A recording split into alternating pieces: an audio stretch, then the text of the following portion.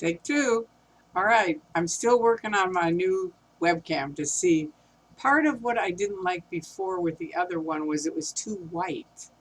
And, it just looked like kind of faded white. So I've been trying to change the color a little bit just so it's a little bit prettier. And anyway, so I like this one. And let me know what you think. I can change it back. The other one was all auto. This is just a little hint of different. But anyway, that's what that was. This is about. I did have a topic that I was going to talk to you guys about. Now I got to remember what it was. Oh yeah, if you're in an abusive relationship or an abusive cult, what would I tell you? What would be my suggestions for you? They're pretty simple, but number one is follow your own instinct. That's number one. If you all haven't read the book Blink, I highly recommend you read it. It's all about your instincts and how your instincts are generally like 99% of the time right on. And the first example they give is the Getty Center, which is a huge museum with art and everything. And someone had a statue in there and they studied it for, I think, a year, admiring it and that it was very, very old and blah, blah, blah. And finally, one day, one guy walked in and he said, "That's a phony. It was never in the ground." So they went to the guy who bought it and they said, "Okay, what was your first instinct?" And he said, "My very first instinct." And they said, "Yeah, what was your first instinct?" And they and he said, "My very first instinct was it's a phony."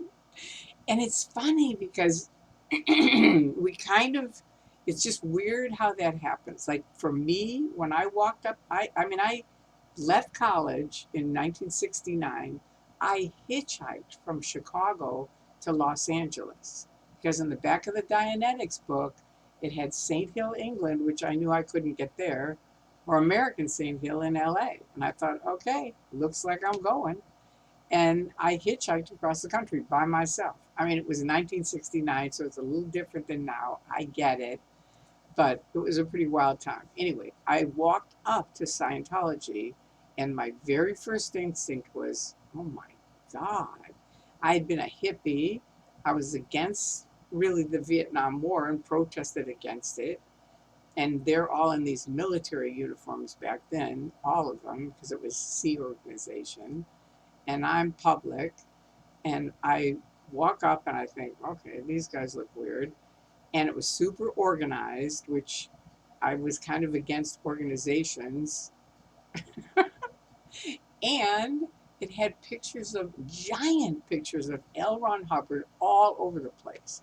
And my original first instinct, first thought of L. Ron Hubbard was he looks like Hitler. It's kind of like Hitler had those photos of himself all over the place. That was my first instinct. And had I followed it, I would have turned around and out the door. But I didn't. And I thought, well, I got to give it a chance. My friends from high school had told me how great it is. And they gave me the Dianetics book. So I better, go talk to the guy that they said. And I walked in and I said, I want to talk to John Hildebrand. He's on the big chorus. And they said, you can't. He's studying. You can come back at 10:30. And I thought, okay. And I thought, right. You have to remember I'd come from a hippie environment, where people all the time would get stoned and promise things and never do anything. So they had said, he'll call you at 10:30. And I hitchhiked back out to the valley. There was some guy that they said I could stay with. I went there and we get stoned and we're laughing and we're like, yeah, right. The guy's going to call you from Scientology. Sure. And 10:35, the phone rings. And I'm like, oh my God. And I look at my friend and I go, it's the guy. And we're laughing. I mean, we can't believe it. And I go, hello? Try to get it together. Anyway, it was very funny. And true story, he says, I'll be out there in, I think, 10 or 15 minutes. And again, we think, right, he's going to drive all the way out here to see you. Well, he did. He drove all the way out there. He got me in the car, drove me back to Scientology, bought some beer. So I thought, okay, he can't be all bad. He drinks beer. which I don't even drink anymore. But at the time, that was kind of a monitor for me of like, they looked so straight and so serious and just so weird. They were so opposite of the people I'd been used to being around. And so I thought, well, okay, he's they almost did look like Martians. They really looked weird to me. But he seemed like, okay, he drinks beer, he can't be all bad. And so then he just sat in the car with me and asked me, what are your considerations? And I told him the things I just told you. And he handled each one, we don't care about that, and we don't care about them, and we're not Sea Org, and why did you want to get in Scientology? And I said, to be an auditor, to help people. And he said, great, well, let's go out and talk to the auditors, because they're all outside. And back then, there were hundreds of people on course. This is back when it was a different era. And there were tons of people in Scientology, and they were on course, and afterwards they'd hang around and talk with each other. And I sat there and just listened, and I just thought, oh my God. And I remember thinking, I can remember the exact second my critical thinking turned off. And I thought, I don't care what these people do, I want to be one of them, one of the auditors. And it's kind of an amazing thing, all of what I'm telling you, because if you're ever in an abusive group and they're trying to twist you around to do things, listen to yourself, because right? It's just we often don't. And you're surrounded by people who are saying how great it is and what a win they had and blah, blah, blah. And it just sounds so fantastic. You're kind of like, well, okay, I'll do it. And that was really the start.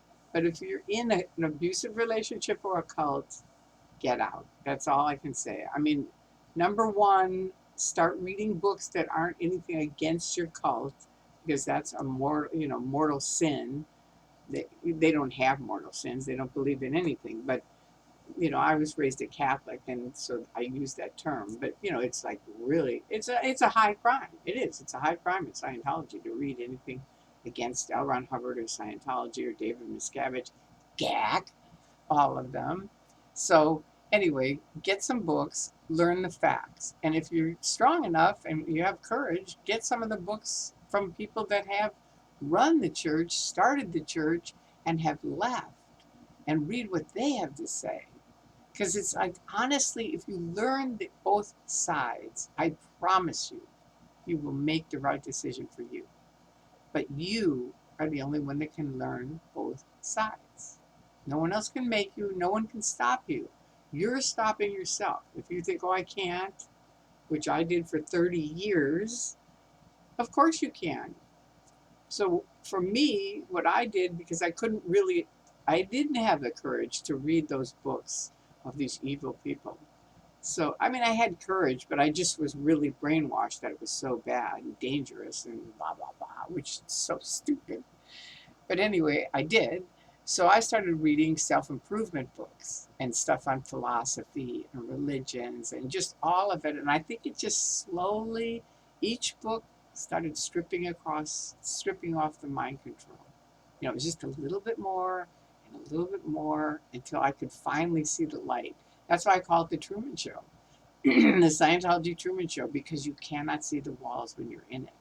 But just like Truman, he slowly put the pieces together. And you can do it. You can. But you have to do it. And if you do it, you will find your way. And it'll be the right way, and you'll be really happy. Anyway, there you go. That's my advice. I love you guys. And let me know if you like this better or not. Peace out.